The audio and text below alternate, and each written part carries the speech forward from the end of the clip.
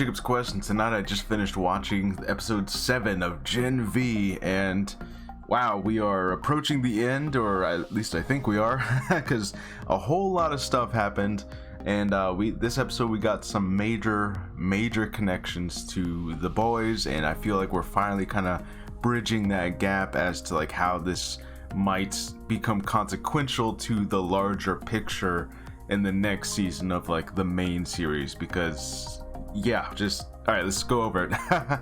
Okay, so basically what we now know is the motivations of the dean of the school, who, as we learned, they were conducting these experiments in the woods to try and control superheroes, but the doctor had inadvertently created a virus that would kill superheroes, and the dean's like, well, yeah, let's go ahead and do that. Let's make it more contagious, make it more crazy. And the doctor's not totally on board, as we'll see in this episode, but he's going along with it for now. And we learn that the reason for this, the reason the dean wants to kill superheroes, is because her husband and her kid were on the plane that Homelander had accidentally, in quotes, crashed. You know, the infamous plane crash scene. And yeah, because of that, she's now got this vendetta against superheroes, wants to wipe them all off the face of the planet, and she actually ends up going to I can't remember her name, the god damn it, the Billy Butcher's friend who works in the CIA, of course, major character in The Boys actual television show, basically their connection to the government, and goes to her thinking like, well, she's gonna want what I want, right? Because, you know, she works for all these other people, and they keep tabs on all the superheroes, and, you know, obviously they don't mention this, but like, yeah, like you work with the boys whose whole thing is to take down Vought and all this stuff. So in her mind, yeah, we would be on the same side. Let's create a virus that kills all superheroes. But that's a little too extreme even for her, and she's like, you gotta get out of here. But she did have somebody listening in on that conversation. We're not entirely sure who yet, so it's possible that we might end up still getting a cameo from a member of the boys themselves, and I can only imagine that that will end poorly for everybody involved, but I guess we'll find out. And then we have the dean confronting Kate and basically being like, well, hey, look, yes, it's true, I was going to release this virus, but not on you. I was going to keep you safe because, you know, I care about you, Kate. I totally care about you. And Kate doesn't seem to be buying this, even though she says, oh yeah, you're telling the truth, but we'll talk about it. The ending's a little ambiguous again, where like I feel like the editing of the scenes might be lying to us a little bit because something happens, but we'll get into that. Basically, Kate is not trusted by her friends, rightfully so, and Kate's feeling really like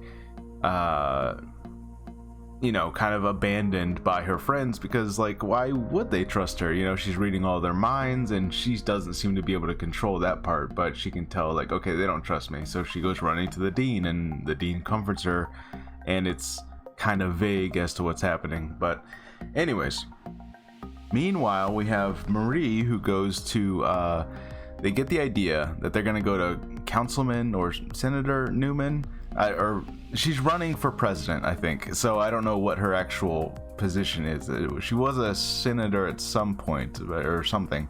Anyways, obviously major character from The Boys, infamous for head exploding scene and the big reveal that she has head exploding powers, which we do get more insight into how that all works. But basically she goes to her, tries to tell her like, oh hey, there's this whole thing in the woods, they're creating this virus, they're gonna kill all the superheroes, we need your help, right?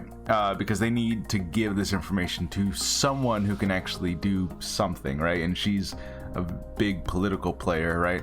Which of course, what they don't know is that we found out that Newman is actually working for Vought and with Homelander, kind of under duress. Like Homelander had to threaten her a little bit, and she ended up betraying Edgar, and Edgar was like ousted from Vought, and it's unclear what Edgar's doing in all this now, but he kind of exited the show for a while, so we don't know what his deal is, but in some way Victoria Newman is working with Homelander slash Vought. Those two things might be the same now. But she's working the political spectrum from the other side, right? Like she's kind of being like what would you call it? She's acting as if she's against Vought and trying to hold them to standard when really she's working for them.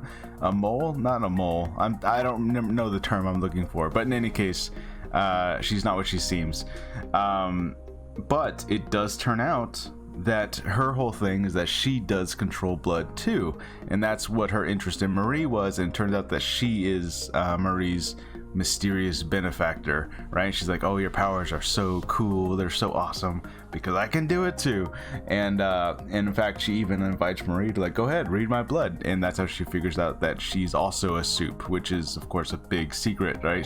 She's playing the angle of not being a soup, so lots of interesting stuff going there. She seems to trust her, and Marie's like instantly kind of enthralled by Victoria Newman's whole thing, right? Like, oh, I finally found an adult ally who's not evil and have under a bunch of Vought conspiracies and secrets, which of course we know that she is.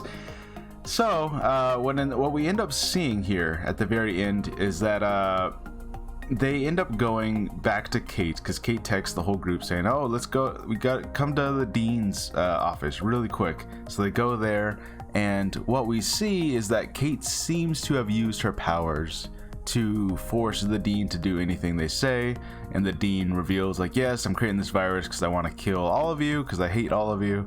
And Kate tells the dean to kill herself. She cuts her throat and she dies out, and she prevents Marie from helping. And it's this whole thing where like they're all shocked because they're this isn't what they wanted to happen. They wanted to get like normal justice, whereas Kate just went for blood thinking that she did a good thing. But here's my thing, is that the last we saw, the dean was gonna ask Kate to do something, right? And then we cut to now where the dean is like supposedly under control and supposedly dies here, and they're like, oh yeah, her last request of me was to kill all of you, right? Or kill everyone in the woods. And my thing is, this feels like a lie, and the show's done this before where like some weird editing happens, or there's a scene that happens off screen and we're like, I don't know if I trust what I'm being shown here. So something tells me the dean is not actually dead, and that this was, Kate is indeed like on her side still, and is maybe making them see this, because obviously we've seen she can do that. Like she can trap them in their mind, she can make them see whatever she wants them to see.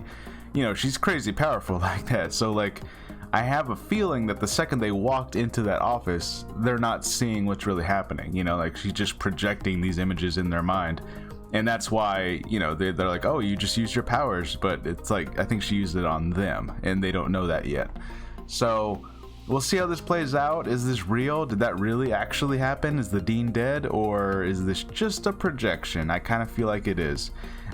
Meanwhile, Victoria Newman has met up with the doctor, because the doctor's like, well, I work for Vought. I don't want to actually kill all the superheroes. Vought wouldn't want that. This lady's crazy. So he goes to Victoria Newman thinking that like, I guess maybe he knows that Victoria Newman actually is working for Vought, or not really sure. But basically he's like, oh, don't worry, I got this covered. We're gonna, we'll take down the dean. I got all this under control. Similar to what she said to Marie. But so she takes the virus, right? And she makes sure it's like, all right, you're the only one who has this. You're the only one who can duplicate this.